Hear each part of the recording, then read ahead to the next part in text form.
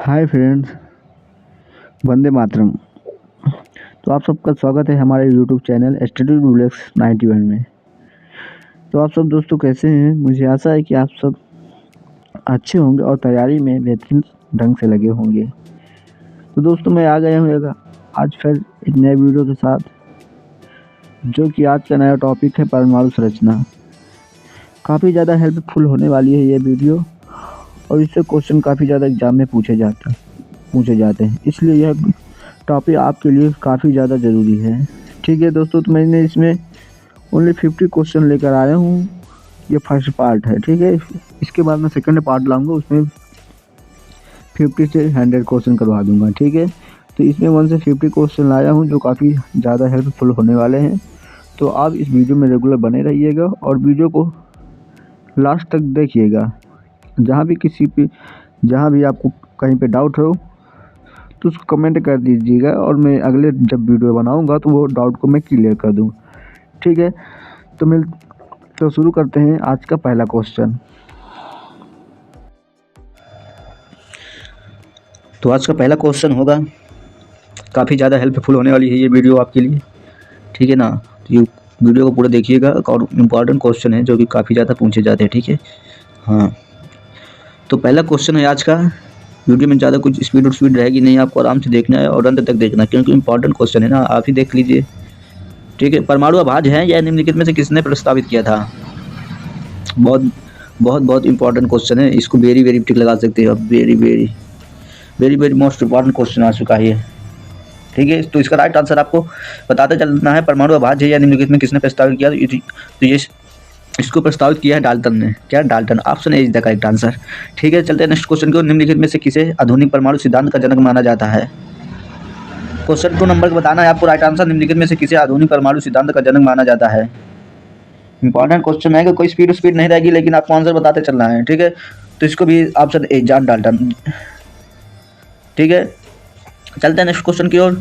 परमाणु संरचना का मॉडल किसने विकसित किया? तो इसका राइट आंसर आपको बताना है। तो इसका राइट आंसर को बोहर एंड रदरफोर्ड, ठीक है। परमाणु संरचना का मॉडल किसने विकसित किया? तो उसने बोहर तथा रदरफोर्ड ने, ठीक है। 4 नंबर का क्वेश्चन देखेंगे। परमाणविक नाभिक किसने खोजा था? परमाणविक नाभिक किसने खोजा था? 4 नंबर को बताते चलना है, ठीक है। तो इसका राइट आंसर होगा ए रदरफोर्ड ने, ठीक है।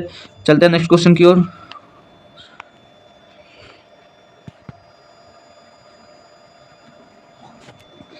परमाणु के नाभिक का आकार होता है? ये तो इंपॉर्टेंट क्वेश्चन है, अगर आप थ्योरी पढ़े हैं तो बहुत जल्दी बता देंगे, ऐसा नहीं है, ठीक है। परमाणु के नाभिक का आकार कितना होता है? जो परमाणु के नाभिक का आकार होता है 10⁻⁻15 metre. Option D is the correct answer, ठीक है। किन किरणों के प्रकीर्णन से नाभिक के आकार का आकलन किया जा सकता है? 6 नंबर का आंसर बताना है, तो वो है अल्फा कर्ण। Option A is the correct answer. स्वर्ण पात्र में किसके प्रकीर्णन का अध्ययन करके रदरफोर्ड नाभिक की खोज की थी? वो इसका राइट आंसर आपको बताना है, ठीक है। तो इसका राइट आंसर होगा ए अल्फा। अगर मैं इसकी डिटेल कर दूँ थोड़ा सा, तो आप वीडियो को लॉन्ग मत समझिएगा, क्योंकि इसमें थोड़ा सा डिटेल करने वाली बात ही रहेगी, ठीक है। जो किन कारणों के प्रकीर्णन से नाभिक का आकार, ये भी अल्फा कर्ण है। स्वर्ण पत्रक से किसने प्रकीर्णन का अध्ययन करके रदरफोर्ड से नाभिक की खोज की? वो अल्फा। जो रदरफोर्ड थे उन्होंने प्रकीर्णन किया था, कहाँ पे किया था? सोने के पात्र में। सोने के पात्र कह सकते हैं, सोने के पॉलीथीन में किया था उन्होंने। पात्र बोल सकते हैं, लेकिन हम तो उसे पॉलीथीन के हिसाब से उसको मानते हैं, ठीक है। जब उन्होंने प्रकीर्णन किया था, वही प्रकीर्णन इसमें बता रहा है कि किसके अल्फा कण थे, कौन से कण उसमें बीटा कण उसमें गुजारे, कि अल्फा कण गुजारे, कि गामा किरण गुजारी, कुछ क्या गुजारे, ये बताना है उसमें। जब रदरफोर्ड ने उसमें अल्फा में कण से प्रकीर्णन किया ना, तब का एक्सपेरिमेंट ये बता रहा है, ठीक है ना। तो इसको याद रखिएगा। अगर डिटेल में आपको वीडियो चाहिए तो मैं अच्छी से डिटेल्स बना सकता हूँ, ऐसे कुछ बात नहीं लेकिन आपके ऊपर है, आप जो चाहें उसको मैं बता दूँगा। अगर आप चाहेंगे तो कमेंट में बता दीजिएगा, मैं वीडियो उसकी लॉन्ग लेकर आ जाऊँगा और उसमें एक्सप्लेन कर दूँगा पूरी तरह से, ठीक है। तो आप चलते हैं नेक्स्ट, क्योंकि इस तरह के क्वेश्चन में मैं ज़्यादा एक्सप्लेन कर लूँगा नहीं। ऑब्जेक्टिव क्वेश्चन होते हैं, स्पीड के साथ बढ़ते हैं, ठीक है। यहाँ पे एक्सप्लेन करने का ज़्यादा बड़ा नतीजा नहीं होता नहीं है, ठीक है। तो चलते हैं नेक्स्ट क्वेश्चन की ओर। रदरफोर्ड के अल्फा कण प्रयोग में सर्वप्रथम दिखाया कि परमाणु में होता है? 8 नंबर को बताना है। तो वो होता है नाभिक। सबसे पहले उन्होंने देखा कि परमाणु में जो होता है नाभिक होता है, ठीक है। तो क्वेश्चन को याद रखिएगा और वीडियो को लास्ट तक जरूर देखिएगा। 10 नंबर का क्वेश्चन है, रदरफोर्ड के प्रकीर्णन परीक्षण में किसकी मौजूदगी को सिद्ध किया गया। 10 नंबर का क्वेश्चन पूछा जा रहा है, तो इसका राइट आंसर आपका होगा सी, परमाणु में nucleus. C number is the correct answer. 11 number question पढ़ेंगे, किसी पतली स्वर्ण पन्नी से अल्फा कणों का प्रकीर्णन किसकी उपस्थिति का संकेत कराता है। इसका राइट आंसर बताना है 11 नंबर का। तो इसका जो 11 नंबर का जो ऑप्शन होगा वो सी ऑप्शन इज करेक्ट होगा। किसी परमाणु के केंद्र में धनावेशी नाभिक है, ठीक है। चलते हैं 12 नंबर की क्वेश्चन की ओर।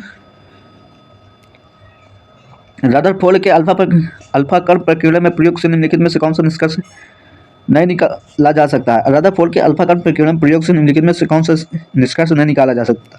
इसका राइट आंसर आपको बताना है, ठीक है।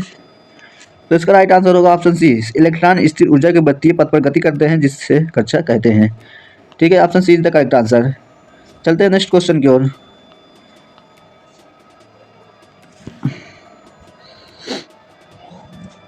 नाभिक की खोज के लिए रदरफोर्ड ने जब धातु के पतले पत्र पर अल्फा कणों को बौछार की तो क्या हुआ। तो अधिकांश अल्फा कण धातु की पन्नी को बिना विक्षेपण को पार करके चले गए। Option A is the correct answer, ठीक है, याद रखिएगा। 14 नंबर का क्वेश्चन करेंगे, नाभिक के धनावेशित होने की खोज की थी किसने की थी। तो की थी Rutherford. Option B is the correct answer. चलते हैं 15 नंबर के क्वेश्चन की ओर। एक परमाणु में 3 आधारभूत अवयव कौन कौन से हैं। इसका राइट आंसर आपको बताना है। तो वो क्या होते हैं, किसी परमाणु में 3 आधारभूत अवयव कौन कौन से, प्रोटॉन, इलेक्ट्रॉन, प्रोटॉन, न्यूट्रॉन। तो option B is the correct answer, ठीक है। 16 नंबर का क्वेश्चन देखेंगे, परमाणु के नाभिक में निम्न कण होते हैं कौन कौन से होते हैं। परमाणु के नाभिक में कौन कौन से कण होते हैं, बहुत इंपॉर्टेंट क्वेश्चन है। तो होते प्रोटॉन और न्यूट्रॉन। कौन कौन से, प्रोटॉन और न्यूट्रॉन। इसके बाद 17 नंबर का क्वेश्चन है, परमाणु में कौन कौन से मूल कण समान संख्या में स्थित होते हैं। 17 नंबर क्वेश्चन बताना है, परमाणु में कौन से मूल कण समान संख्या में स्थित होते हैं। तो इसका राइट आंसर होगा इलेक्ट्रॉन तथा प्रोटॉन। जो समान संख्या में होते हैं इलेक्ट्रॉन और प्रोटॉन होते हैं, ठीक है, इसको याद रखिएगा। 18 नंबर क्वेश्चन है, निम्नलिखित में से कौन सा एक अस्थायी कण है। 18 नंबर बताना है, निम्नलिखित में से कौन सा एक अस्थायी कण है। तो वो है न्यूट्रॉन। न्यूट्रॉन जो एक अस्थायी कण होता है, ठीक है, याद रखिएगा। 19 नंबर क्वेश्चन करेंगे, निम्नलिखित में से कौन सा एक आवेश रहित कण है। तो वो है ऑप्शन सी, न्यूट्रॉन, ठीक है। 20 नंबर क्वेश्चन करेंगे, निम्नलिखित में से कौन सा एक किसी तत्व के परमाणु क्रमांक को सबसे पहले निर्धारित करता है। इसका राइट आंसर आपको बताना है। तो वो प्रोटॉनों की संख्या। कौन, प्रोटॉनों की संख्या। Option A is the correct answer.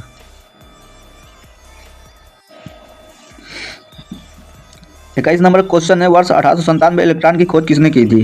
बहुत इंपॉर्टेंट क्वेश्चन है 21 नंबर का। कह रहा है 1897 में इलेक्ट्रॉन की खोज किसने की थी। तो वो की थी जे थॉमसन ने, ठीक है। 22 नंबर क्वेश्चन है, सबसे पहले इलेक्ट्रॉन के आवेश का सफलतापूर्वक निर्धारण किसने किया। सबसे पहले इलेक्ट्रॉन के आवेश का सफलतापूर्वक निर्धारण किसने किया, 22 नंबर बताना है। तो इसका राइट आंसर होगा B, Milton. Option B is the correct answer. 23 number question है, निम्नलिखित में से कौन सा कण, निम्नलिखित में वह कण कौन सा है जो ऋणात्मक रूप से आवेशित होता है। ये तो बहुत आसान क्वेश्चन है। वो तो जो ऋणात्मक होता है वो तो इलेक्ट्रॉन होता है, ठीक है। चलते हैं नेक्स्ट क्वेश्चन की ओर। इलेक्ट्रॉन के तरंग प्रकृति की खोज सर्वप्रथम किसने की थी। तो ड्रू बोगली ने। कौन, option number B is the correct answer, ठीक है। 25 नंबर क्वेश्चन देखेंगे, इलेक्ट्रॉन 25 नंबर, एक इलेक्ट्रॉन पर कितना आवेश होता है। बताना है दोस्तों, एक इलेक्ट्रॉन पे कितना आवेश होता है। वो होता है -1.6 × 10⁻⁻19 coulomb. Option A is the correct answer, ठीक है।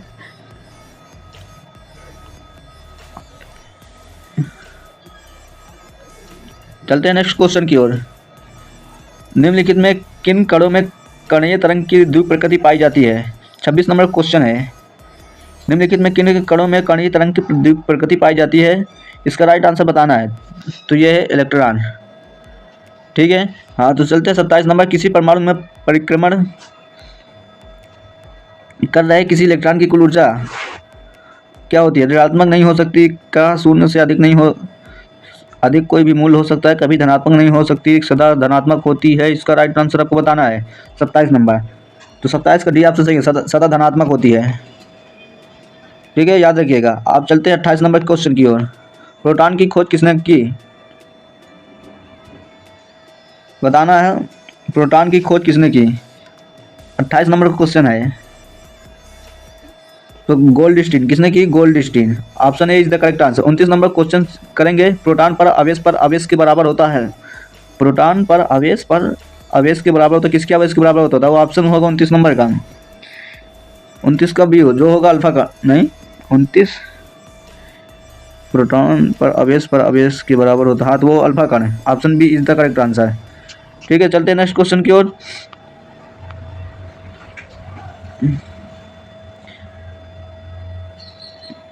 रेणावेशित परमाणु ऋणायन में प्रोटॉनों की संख्या क्या है? 30 नंबर क्वेश्चन बताना है। ऋणावेशित परमाणु में प्रोटॉनों की संख्या क्या है? इसको राइट आंसर आपको बताना है। तो उसका राइट आंसर होगा परमाणु में इलेक्ट्रॉनों की संख्या से कम। Option D. Option D is the correct answer. चलते हैं 31 नंबर की क्वेश्चन की ओर। न्यूटन की खोज निम्नलिखित में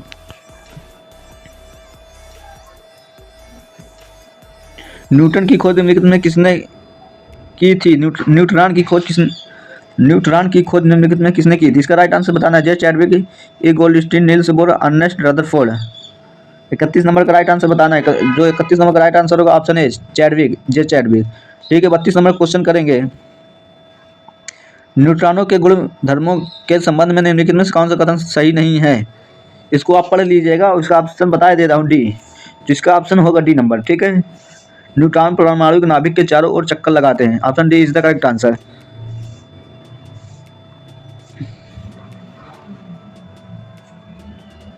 जो चलते हैं 33 नंबर की क्वेश्चन की ओर। निम्नलिखित में से किस परमाणु के नाभिक में न्यूट्रॉन नहीं होता है? इसका राइट आंसर आपको बताना है। तो होता है हाइड्रोजन। हाइड्रोजन के नाभिक में न्यूट्रॉन नहीं होता है। Option B is the correct answer. ये क्वेश्चन थोड़ा साफ नहीं है, तो इसको छोड़ते हैं, बाद में करते हैं यहाँ से। ठीक है, सही से नहीं हुई इसकी टाइपिंग, तो इसको यहाँ से छोड़ते हैं, अगले वाला देखते हैं। हाँ ठीक है, ये वाला।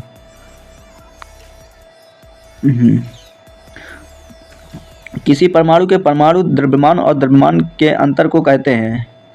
44 नंबर का क्वेश्चन है। इसका राइट आंसर आपको बताना है। किसी परमाणु के परमाणु द्रव्यमान और द्रव्यमान संख्या के अंतर को कहते हैं, तो वह द्रव्यमान क्षति। Option C is the correct answer. 45 number question देखेंगे। किसी तत्व का सर्वाधिक मौलिक अभिलक्षण निम्नलिखित में से कौन सा है? 45 नंबर क्वेश्चन देखना है, तो इसका राइट आंसर होगा बी, परमाणु क्रमांक। ठीक है, 46 नंबर क्वेश्चन चलेंगे। परमाणु भार का अंतर्राष्ट्रीय मानक है क्या है? 46 नंबर पर है, तो इसका ऑप्शन होगा C12। ठीक है, तो 47 नंबर का क्वेश्चन करेंगे। किसी तत्व के रासायनिक गुण निर्भर करते हैं? 47 का ऑप्शन बताना है। ठीक है, किसी तत्व के रासायनिक गुण निर्भर करते हैं परमाणु संख्या पर। Option B is the correct answer. चलते हैं नेक्स्ट क्वेश्चन की ओर। 28 नंबर। एक परमाणु में 2 इलेक्ट्रॉन की चारों क्वांटम संख्या आपस में समान नहीं हो सकती। एक परमाणु में 2 इलेक्ट्रॉनों की चारों क्वांटम संख्या आपस में समान नहीं हो सकती। यह नियम निम्न में से किस वैज्ञानिक से संबंधित है? Hund, Pauli, Faraday, Arrhenius. 48 number का आंसर बताना है। तो 48 नंबर का ऑप्शन होगा बी, पाउली। ठीक है, चलते हैं नेक्स्ट क्वेश्चन की ओर। रासायनिक तत्व के अणु के संदर्भ में चुंबकीय क्वांटम संख्या का संबंध है? रासायनिक तत्व के अणु के संदर्भ में चुंबकीय क्वांटम संख्या का संबंध है। 49 नंबर का आंसर बताना है। तो इसका होगा अभिविन्यास से। ठीक है, चलते हैं नेक्स्ट क्वेश्चन की ओर। क्वांटम संख्या जो किसी 50 नंबर क्वेश्चन है। क्वांटम संख्या जो किसी कक्षा में अंतरिक्ष में अभिविन्यास की दिशा में निर्दिष्ट करता है। इसका राइट आंसर आपको बताना है। मुख्य क्वांटम संख्या, कक्षीय क्वांटम संख्या, चुंबकीय क्वांटम संख्या, प्रचक्रण क्वांटम संख्या। 50 का आंसर बताना है। 50 का आंसर होगा चुंबकीय क्वांटम संख्या। ठीक है दोस्तों, दोस्तों ये इंपॉर्टेंट क्वेश्चन मैंने करा दिए हैं। अगर इसमें आपको कभी किसी भी क्वेश्चन पर कहीं भी आपको डाउट हो, तो प्लीज़ कमेंट सेक्शन खुला हुआ है, आप उस पर कमेंट करके मुझे बता दें, और वहाँ का स्क्रीनशॉट लेकर मुझे बता दें। यहाँ पे मुझे डाउट है, तो मैं अगले आने वाली वीडियो में आपको है जो डाउट होगा वो क्लियर करा दूंगा। ठीक है, तो दोस्तों मिलते हैं अगले वीडियो में। तब तक के लिए वंदे मातरम।